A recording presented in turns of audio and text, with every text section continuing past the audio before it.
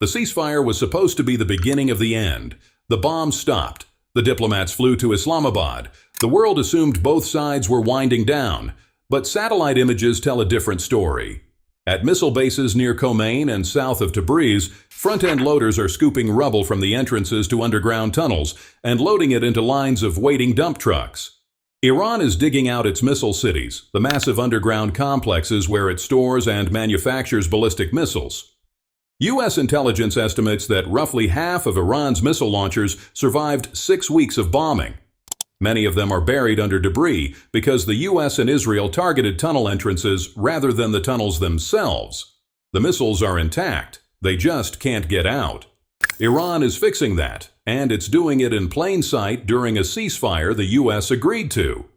But that's not the part of this story that changes things. The part that changes things is what U.S. intelligence says is happening behind the scenes. According to CNN, citing 3 people familiar with recent intelligence assessments, China is preparing to deliver new air defense systems to Iran within the next few weeks. Specifically, shoulder-fired anti-air missile systems known as MANPADs, the same category of weapon that posed the biggest asymmetric threat to U.S. aircraft throughout the war. One of those weapons may have been what brought down the American F-15 over Iran. Trump himself said the jet was hit by a handheld shoulder missile, a heat-seeking missile. Beijing is reportedly routing the shipments through third countries to mask their origin.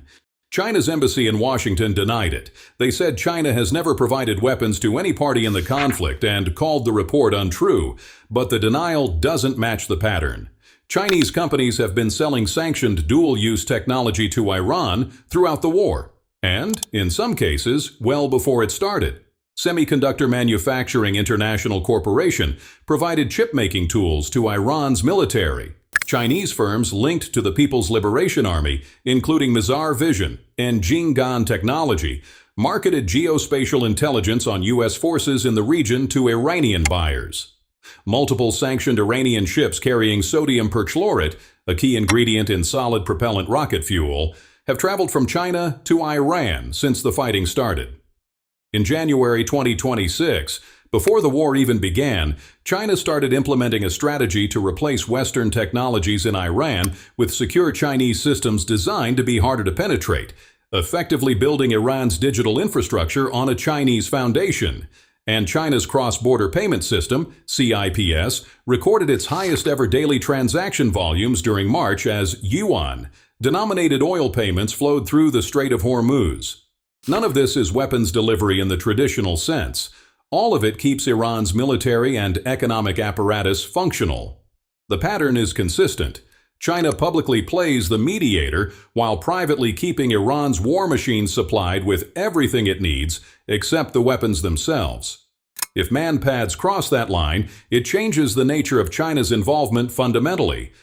The strategic logic is straightforward, even if Beijing would never say it out loud. China imports over 90% of Iran's oil exports. If the Iranian regime collapses or is replaced by a government aligned with Washington, China loses its most reliable source of sanctions-proof crude oil. An analyst at the Stimson Center put it plainly, no one should be surprised that China will rearm and rebuild Iran. The question isn't whether it's happening.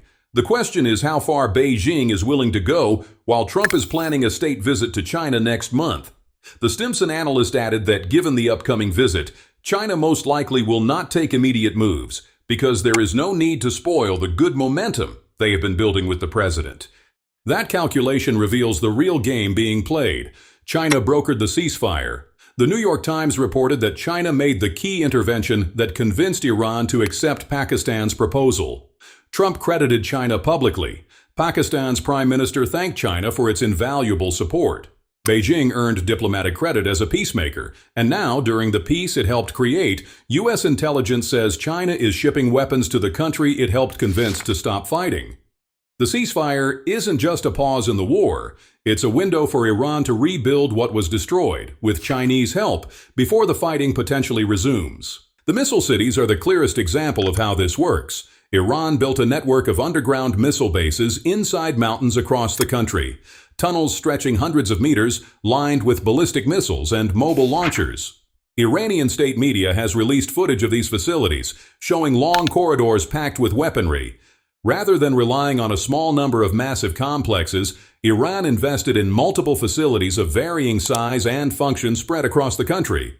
This distributed architecture was designed to ensure that no single strike, or even a sustained campaign, could decisively eliminate Iran's ability to retaliate. The concept is built for exactly this scenario. Absorb the first attack, dig yourself out, and launch again. A researcher at the James Martin Center for Non-Proliferation Studies described it as the entire concept of operations for these bases. You eat the first strike, you excavate, you reload.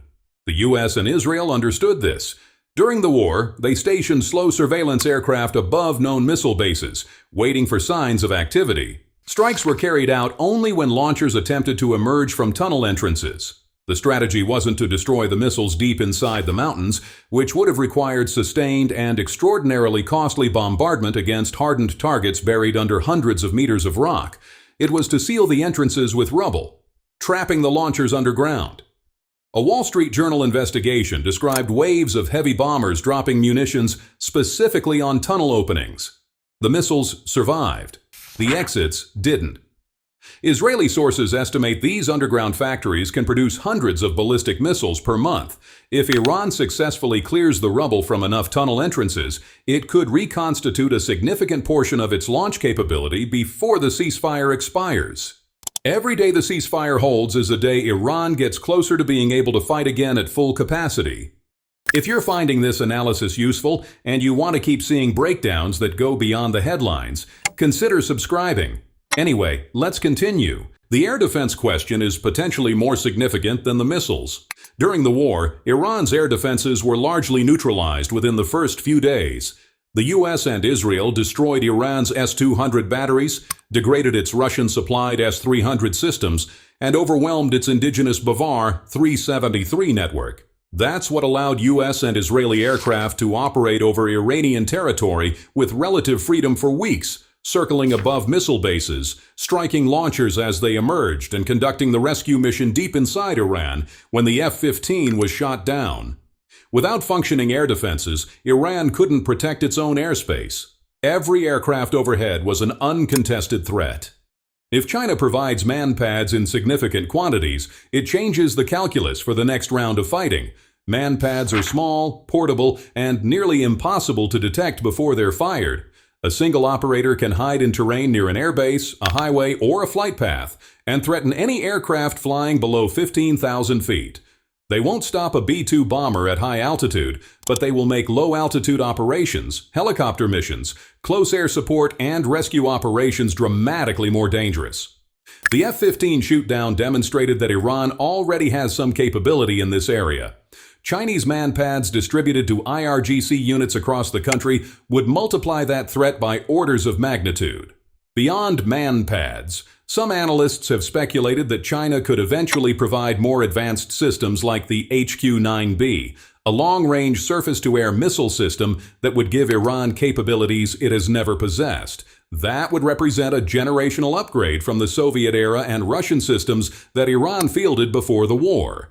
China could make the argument that air defense systems are defensive rather than offensive in nature. That's how analysts expect Beijing to frame it if the transfers are ever confirmed publicly. Defensive equipment provided to a sovereign nation under attack, no different in principle from the West arming Ukraine. The parallel is deliberate. Russia sees its intelligence sharing with Iran as a direct counterpart to Western support for Ukraine. China could position MANPAD transfers the same way. The result is a mirror image.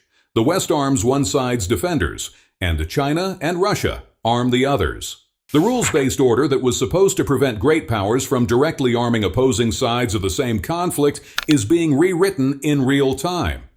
Trump responded to the CNN intelligence report by saying China is going to have big problems if it carries through with weapons shipments to Iran. He also announced that imports from countries supplying military weapons to Iran would face immediate 50% tariffs with no exemptions. But Trump is scheduled to visit Beijing next month. The entire diplomatic framework between the world's two largest economies is built on a fragile understanding that neither side will push the other past certain boundaries.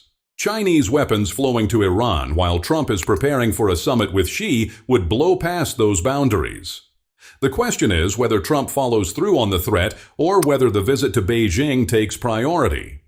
This is the contradiction at the heart of the U.S.-China relationship right now. Trump needs China to pressure Iran into a deal. China needs the U.S. not to collapse the global trading system with tariffs. Both sides have leverage over the other, and both sides are using it. Trump praised China for helping broker the ceasefire.